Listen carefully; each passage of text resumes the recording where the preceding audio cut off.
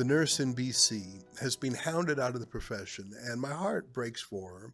It's deeply unfair and unjust, but to add a layer of humiliation to it, her professional board, which has stripped her of her right to practice nursing, has given her a bill for $93,600.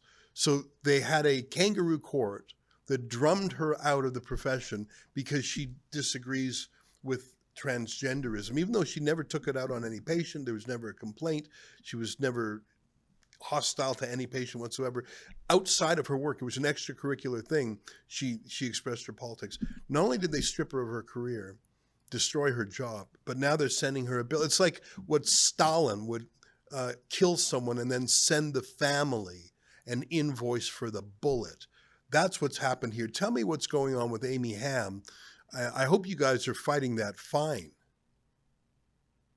Well, absolutely. So it's just a disgrace. This British Columbia College of Midwives and Nurses, obviously completely captured by anti-science, transgender ideology, when they punish one of their own members for stating in public that there's only two sexes and that women are entitled to safe spaces like bathrooms, change rooms, female sporting competitions, and so on. The big culprit, though, is the politicians who allow these professional bodies to run rogue and to impose their woke ideology on professionals. Similar to the Law Society of Alberta forces every lawyer to take this woke ideological course on Aboriginal issues, where you have to tell the Law Society that colonization is a very terrible thing and decolonization is a good thing. In Alberta, it's being fixed, at least in part. There's legislation that is coming that is going to basically say to the Law Society, you can regulate how well a lawyer is acting for his client, make sure that the lawyer is ethical and not stealing trust funds. You can regulate how doctors are treating their own patients, like it's unethical for a doctor to have sex with a patient, so the college can step in. But you're not going to regulate the speech of doctors and lawyers. And so what needs to happen in BC and Alberta and every province is for the provinces to change the law to simply tell these, the Law Society, the British Columbia College of Nurses and Midwives, the College of Physicians and Surgeons, the Association of Professional Engineers, the teachers' colleges, etc. You are not to police the speech of regulated professionals. That's the solution, because it's really easy to get upset with the college, the BC College of Midwives and Nurses, and they should be ashamed of themselves for their reprehensible behavior. And then this vindictive $94,000 penalty for a baseless prosecution that they themselves commenced. And then it's like, oh, and now you got to pay us $94,000.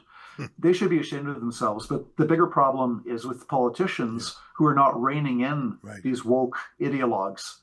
You just made me remember, and I can't believe I forgot, a few months ago, I was asked to participate in a roundtable with the Alberta government to talk about industry professional associations censoring their members because, 20 years ago or whatever, when I haven't practiced law in a very long time, but 24 spurious complaints were made against me to the Law Society of Alberta when I was still a member of the Law Society. None of them had anything to do with me lawyering, not one. I never had a single complaint. I didn't do a lot of lawyering.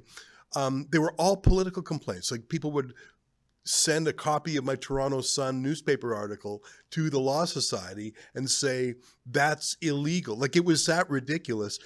There were so many complaints against me. At one point, I was told that 10% of all the work of the Alberta Law Society was dealing with my politics. Could you believe it? It was Yes. awful. And I got through it. I'm maybe a little bit more conflict oriented than our friend Amy Hamm. But I was delighted to be called by the government to tell the story of how the Law Society was abused, hijacked, and weaponized to turn it into a political weapon. So I was very glad to hear it. And if they are promulgating those changes, if they are going to take that censorship power away from the professions, I'm very glad. And if my testimony had anything to do with it, I'm double glad, because like, I think there were 24 or 26 complaints against me. Every single one of them was thrown out, but every single one of them required me to fight. I mean, I sort of know how Amy Hamm feels. I mean, what happened to her was more disastrous, but I know the feeling of being surrounded.